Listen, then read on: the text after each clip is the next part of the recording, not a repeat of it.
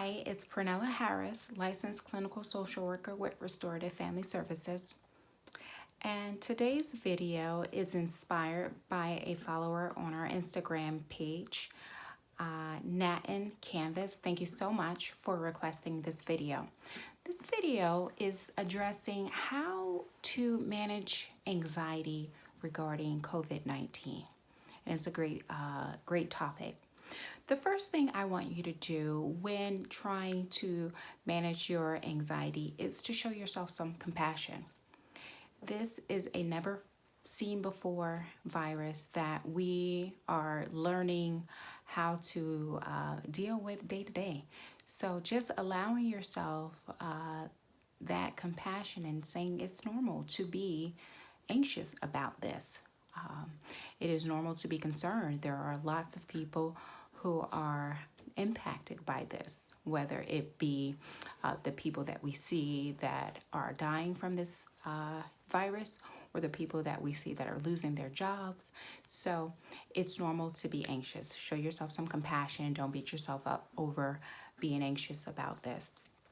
But there are some things that we can do if we find that our anxiety is getting the best of us, if we find that we're unable to focus, if we find that our mood is agitated or low, if we find that we are unable to function at work or school, it's time, or we're not sleeping, it's time to start implementing some strategies so that we can better deal with that. So the first strategy, the first things I want you to do that you can do pretty easily, making sure that you eat healthy. Your food intake, your glycemic index definitely impacts your mood. So making sure that you're eating healthy, nutrient-rich foods that can improve your mood. Blueberries, citrus, fruit, green leafy vegetables all have mood elevating properties. So making sure that you focus your diet on that. Also making sure that you get enough sleep. Sleep hygiene is so important. And it might be more difficult because if your mind is racing at night, it might be more difficult to sleep. So making sure you have a good sleep hygiene. And what does that mean? Well, turning down the lights as it gets dark down outside to ensure that your body knows that it's a wind down moment. Also, you can take a hot bath or a shower right before bedtime. Using nature sounds is what I like to use when I can't sleep. I like to hear rain, but there are nature sounds like the ocean, there are rainforests, there are calming things. Even classical music might be helpful as well. You can also light candles, aromatherapy candles.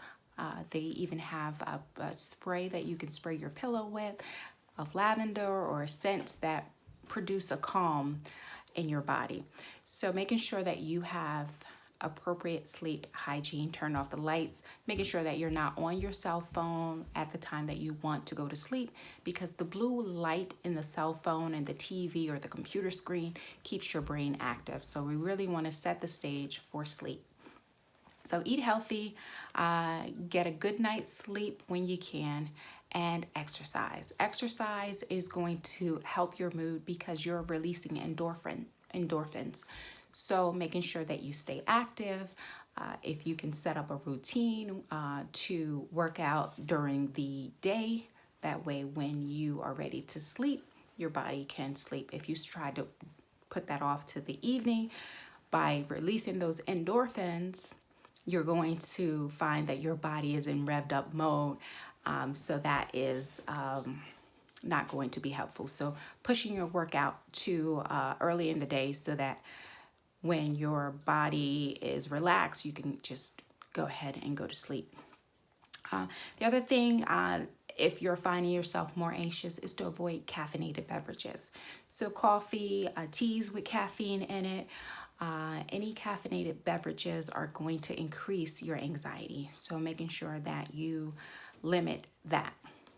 Now, if you've done all those things, which you can do like right away, then I want to give you some ideas to cope. My favorite is deep breathing. I use a diaphragmatic breathing strategy that I teach my clients, where you inhale through your mouth, and while you're inhaling through your mouth, you're going to expand your belly. So you're going to poke your belly out, round it out. It's completely opposite, and we have to really think about doing it. And that's that's what makes this technique so special, because you're not thinking about the things that make you anxious, but you're thinking about the technique of it all.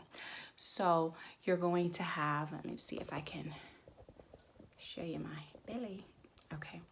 So when you inhale, you want to round out your belly. So I'm going to round out my belly here.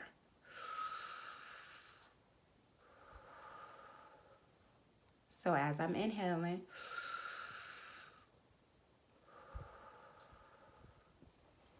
now you can practice that when you're not anxious, because it does take some, repositioning the camera, it does take some practice. So it's good to practice that technique when you're not anxious, maybe right before you go to bed. The next technique is a grounding technique, my favorite. When you have racing thoughts or when you have increased anxiety, you're not in the moment. You're either thinking of what you have to do in the future, anticipatory anxiety, or you're thinking about what happened in the past, if someone has harmed you in the past, but you're never really here in the present. And so what grounding does is it makes you fully present into the environment, into the moment that you're currently in, using all 5 of your senses. So our sense of sight, sound, taste, touch, smell, and hearing, all 5 of our senses. I hope I got them all right. So to do this, I like to go 5, 4, 3, 2, 1. So 5 things that you can see right in the room that you're in, and you name them. 4 things that you can touch right where you are. You don't have to get up and touch things, but touching, and not just with your hands, but what's touching you. Do you feel your hair touching your neck? Do you feel the bed touching your leg? But what are you touching, and what's touching you? 3 things that you can hear. So really try and identify the things that you can hear right in the room that you're in. 2 things that you can smell, 1 thing that you can taste. So doing that, 5, 4, 3, 2, 1, when your mind starts to race ahead of you, when you are thinking about all the worst scenarios of this virus, where you're thinking about how this could impact your family, or all those catastrophic things that can happen, coupling the deep breathing strategy with the grounding technique will help manage those symptoms of anxiety. So that is what I have. I have some other techniques. Positive self-talk is another technique where you encourage yourself. You know, you're going to get through this. You're saying these things in your head. You're going to get through this. This will pass. Just really encouraging yourself, talking yourself through that. It's okay to be anxious. It's okay to feel upset. Just really showing yourself compassion and saying kind words to yourself. You can read a book. You can go for a walk. Connect with family, connect with your support system. Even though we're socially distancing from others, we can do a group chat via video. We can call individuals on the phone, but we can really try to stay connected that way. And listening to music are my other favorites. I have a playlist for everything. I have a confidence playlist. I have an anxiety playlist. I have a depression playlist. I have playlists for everything. So creating a playlist of music that really soothes you or gets you out of a funk when you're in a funk. So I hope those strategies help. Definitely, if you are experiencing something or going through something, you want to request a video, you can go ahead and DM me on the Restorative Family Services page. I'm sorry, it's at restorativefamily.com. So hope that helps. Comment below. Please like and share. Try to get this information out to as many people as possible. Thanks so much. Take care.